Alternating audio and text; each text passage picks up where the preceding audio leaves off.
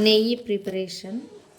ముందు పాల మీగడను ఒక బౌల్లో డైలీ కలెక్ట్ చేసుకుంటాం కదా, ఆ మీగడంతా ఒక బౌల్లో వేసుకొని ఒక పెద్ద గిన్నెలో వేసుకొని కొంచెం ఐస్ వాటర్ కానీ ఐస్ కానీ వేసి అందులో బాగా చిలకాలి. ఐస్ వాటర్ అయితే మనకు కొంచెం మీగడ బాగా వస్తుంది. అలా వేసుకొని ఇలా చిలికే దాంతో చిలకాలి, బాగా బ్లైండ్గా చిలకాలి, చాలా చిలకాలి. చిలుకుతుండగా ఇగో చూడండి ఇలా నురుగు వస్తుంది, నురగ లాంటిది. అలా ఇంకా బాగా గట్టిగా కొంచెం సేపు ఇలాగే కంటిన్యూస్గా చిలకాలి. ఆ నురగ చిక్కగా పైన తేలేంత వరకు బాగా చిలకాలి. అలా పైన తేలుతున్నప్పుడు ఆ నురగను అలా కలెక్ట్ చేసుకుంటూ ఒక బౌల్లో వేసుకోవాలి. ఇలా చిలుకుతుండగా పైన చూడండి ఇదిగో నురగలాగా వస్తుంది. సో మనం ఇప్పుడు ఈ నురగను కలెక్ట్ చేసుకోవాలి. ఇదే వెన్న. ఈ వెన్ననంతా ఇలా చిలుక్కుంటూ ఒక బౌల్లో వేసుకోవాలి. ఇలా ఇది కలెక్ట్ చేసుకొని ఒక బౌల్లో కలెక్ట్ చేసుకోవాలి.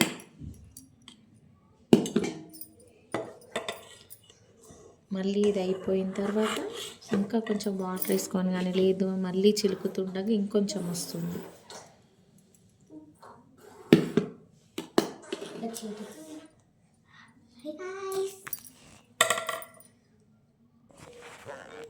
సో ఇలా మొత్తం చిలుక్కాలి. కంప్లీట్గా నురుగు ఎప్పటి వరకు వచ్చి మనకు వెన్న వస్తుందో అప్పటి వరకు మొత్తం చిలుక్కోవాలండి. ఫైనల్ ఎంతవరకు వీలైతే అంత చిలికేసిన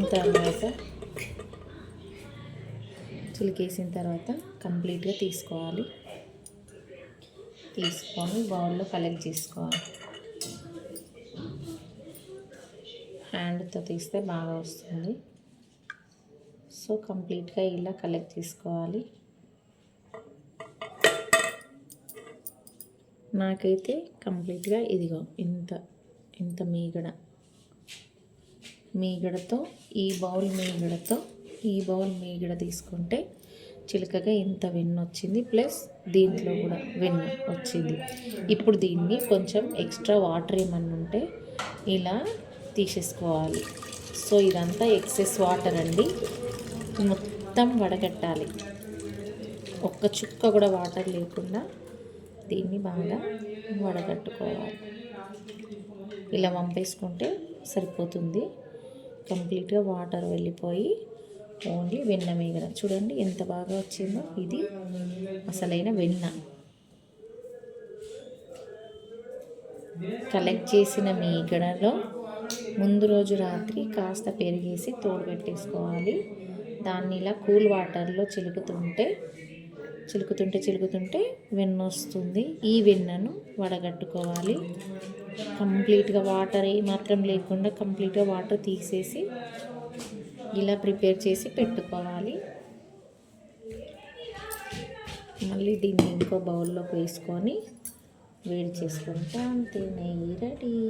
ఈ బౌల్లో కూడా వాటర్ తీసేసుకుందామండి. ఇదిగో ఇలా వస్తుంది. కాసేపటికి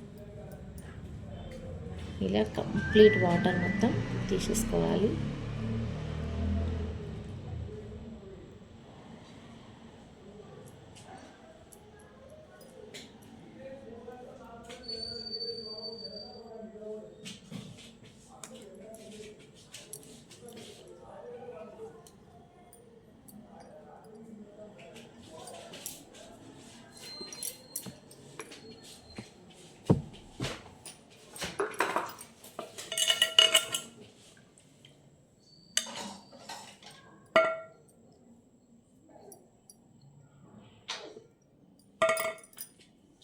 సో మొత్తం ఒకే బౌల్లో వేసుకొని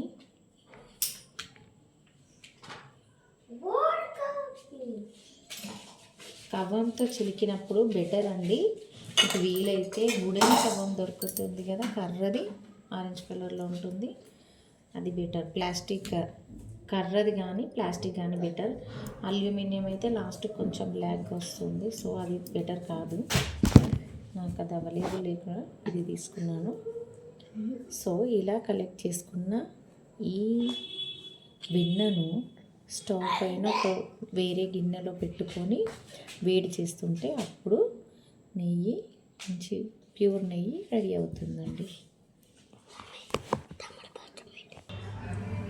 సో ఇలా స్టవ్ పైన ఒక గిన్నె పెట్టుకొని అందులో ఈ కలెక్ట్ చేసుకున్న వెన్నమంతా వేసి వాటర్ మొత్తం కంప్లీట్గా వాటర్ పంపేయాలండి. ఏ మాత్రం వాటర్ ఉన్నా పర్ఫెక్ట్గా రాదు నెయ్యి. సో ఇలా వాటర్ పంపేసిన వెన్నను ఒక గిన్నెలో వేసుకొని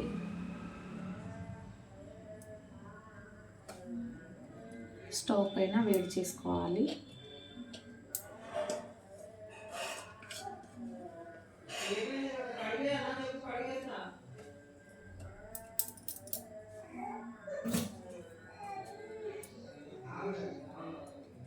ఇలా వేడి చేస్తుంటే అప్పుడు నెయ్యి రెడీ అవుతుంది.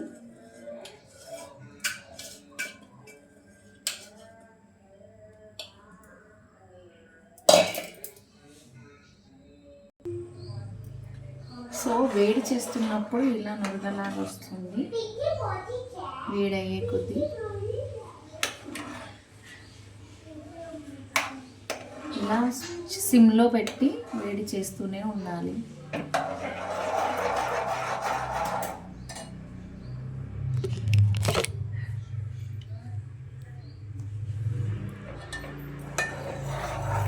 ఇలా నురగలాగా ఉంటుంది. సిమ్లో పెట్టుకోవాలండి.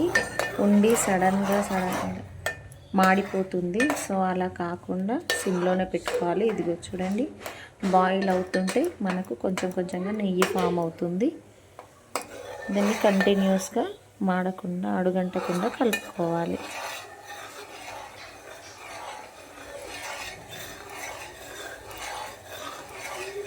ఇలా అడుగంటకుండా కంటిన్యూస్గా కలుపుకోవడం ఇదే నెయ్యిలోని లాజిక్. చూడండి, చూస్తుండగానే కొంచెం కలర్ చేంజ్ అయిపోయి నెయ్యి కలర్లోకి వస్తుంది.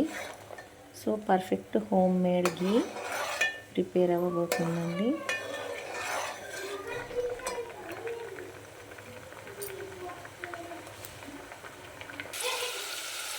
సో ఫైనల్గా ఇక దగ్గరికి వచ్చేస్తున్నాను. ఇంకా కాసేపు ఇలానే ఉంచాలి. ఇంకా పర్ఫెక్ట్ నెయ్యి రాలేదు, బట్ ఇదిగో వస్తుంది. ఉడికి ఇలా దగ్గరికి వస్తుంది. ఇది కంప్లీట్గా నెయ్యిలా ఫామ్ అవ్వాలి. ఇంకాసేపు టైం పడుతుంది. సో చూడండి, ఇలా గోల్డెన్ కలర్లో వస్తుంది. సరిపోతుంది. మరీ ఎక్కువ మాడిపోతుంది. ఇక్కడికి స్టాప్ చేసేయాలి స్టవ్. ఇది మన ఫుల్ ఘీ ప్రిపరేషన్, హోమ్ మేడ్ ఘీ ప్రిపరేషన్. ఇది చల్లారాక ఒక గాజు సీసాలో కానీ లేదంటే స్టీల్ కంటైనర్లో స్టోర్ చేసుకుంటే ఇంతే మన నెయ్యి రెడీ అయిపోయిందండి.